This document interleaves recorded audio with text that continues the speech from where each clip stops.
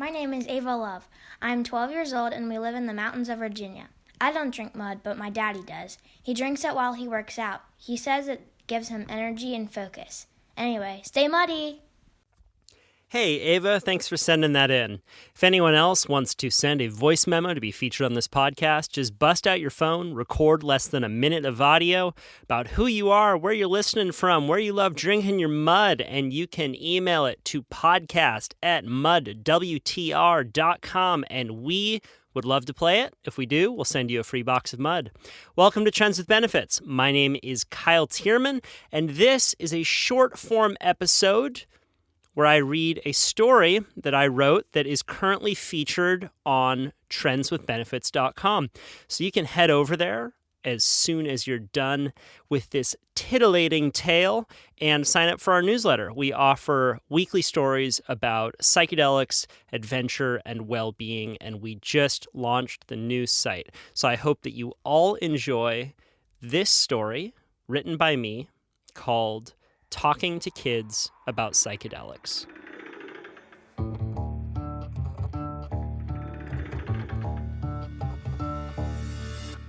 Talking to Kids About Psychedelics.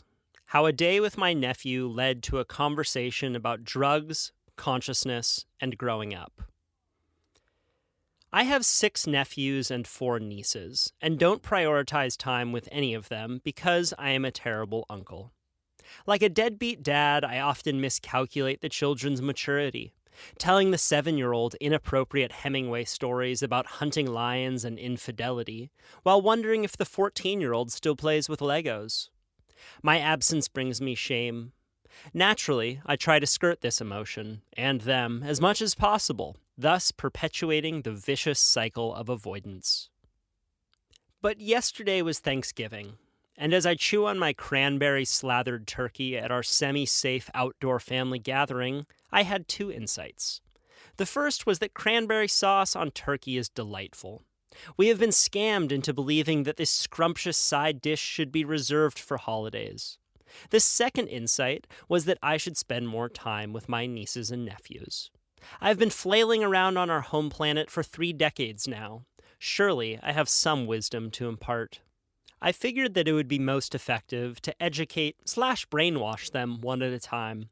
I'll start with Taj. I was there for his birth and felt that my presence in the waiting room was essential to his delivery. I still remember walking into the hospital room, seeing the baby's puffy, mucus-soaked face, and giving his mother a knowing smile that said, "We did this together."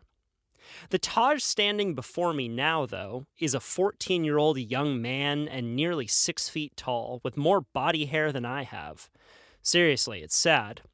I offer to take him surfing up the coast the following day. He says yes. My brother Phil and his wife Grace agree. The next morning, I pick him up in my RV, Starflight, and we head north for a surf date with Uncle Kyle. When I drive the stretch of coast between Santa Cruz and San Francisco, I feel physically lighter. To the right of us are strawberry fields, redwood groves, and very few houses due to laws restricting development. Freebird plays on Spotify. Last summer, a torrid lightning storm ignited the coast, and the mountains are now black with ash. We drive past a charred eucalyptus tree standing on the side of the road. It looks like a wounded veteran just back from war. Off the side of the highway to the left is the ocean.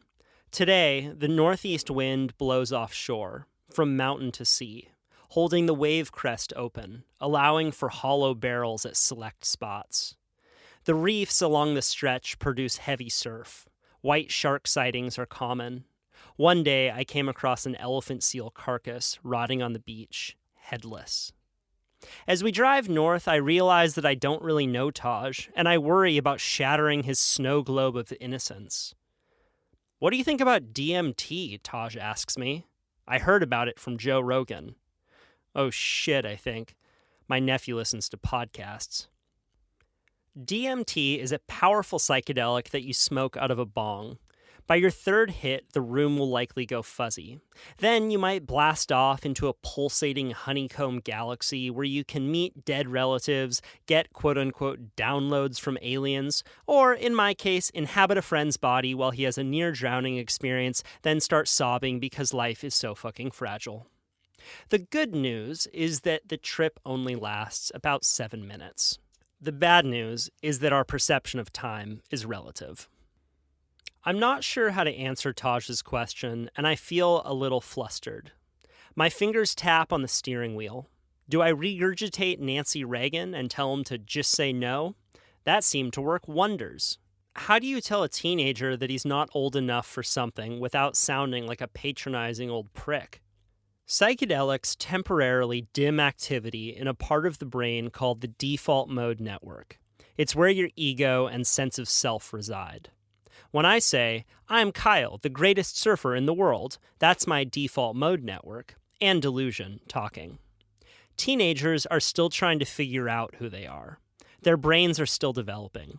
I went to high school with a few kids who smoked weed and ate mushrooms too often. When I see them now, their eyes look a little dull. I give Taj my best shot at an honest answer. I tell him that psychedelics can offer insights that aren't always accessible on this plane of consciousness, but I strongly advise him not to mess with them until he's much older and has more practice controlling his mind in sober states. I add that it's important to make sure he does it only if he's surrounded by people he can depend on. I tell him that learning to meditate is the best way to control your mind. He agrees with me about psychedelics. I can't sell him on meditation. If you do try psychedelics, I say, call me first.